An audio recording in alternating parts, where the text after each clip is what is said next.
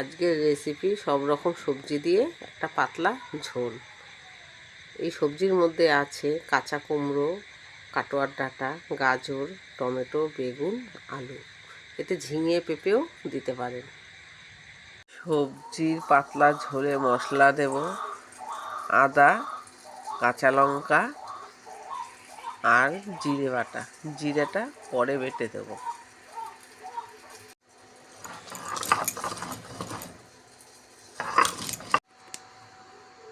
সবজির পাতলা ঝোল করতে তেল কিন্তু খুব একটা বেশি লাগবে না। আগে আমার কড়াইতে তেল ছিল, তা অল্প একটু তেল দিলাম। এতে ফোড়ন দেবো শুকনো লঙ্কা,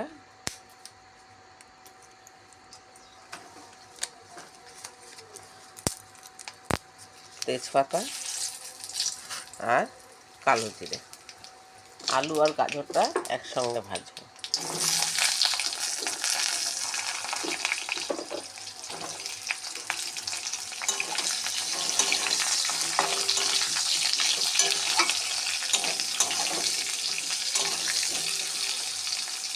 আলু গাজর ভাজা ভাজা হলে তারপর আমি অন্য সবজি দেবো।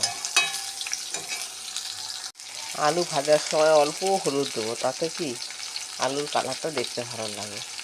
সবসময় আলু ভাজার সময় একটু হলুদ দিলে দেখতে সুন্দর লাগে। এখন ডাঁটা আর কুমড়োটা দিয়ে দেবো।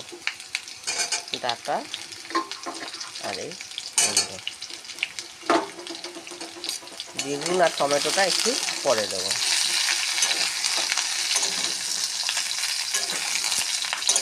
এটা একটু হালকা ভাজা ভাজা হলে বেগুন আর টমেটো দেবো।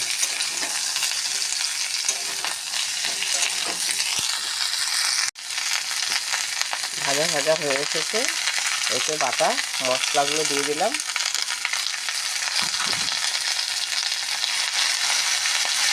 হলুদ, এটা খুব বেশি হলুদ চলবে না, অল্প হলুদ। নুন আমি একটু পরে দেবো। আর বেগুন আর টমেটো।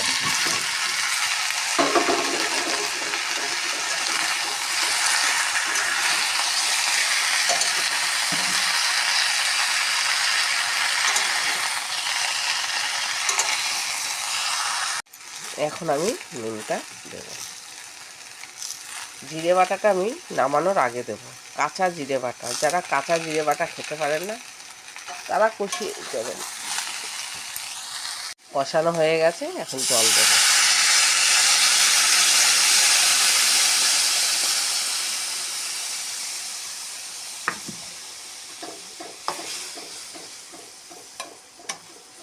পাতলা ঝোল মানে একদম বেশি ঝোল নয়, মোটামুটি আমরা যেরকম নর্মাল ঝোল খাই।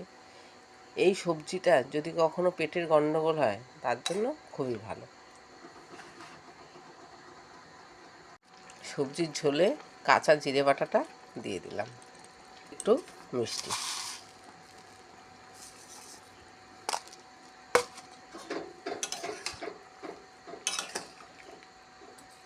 এটা একটু ভালো করে ফুটবে, নামিয়ে নেব।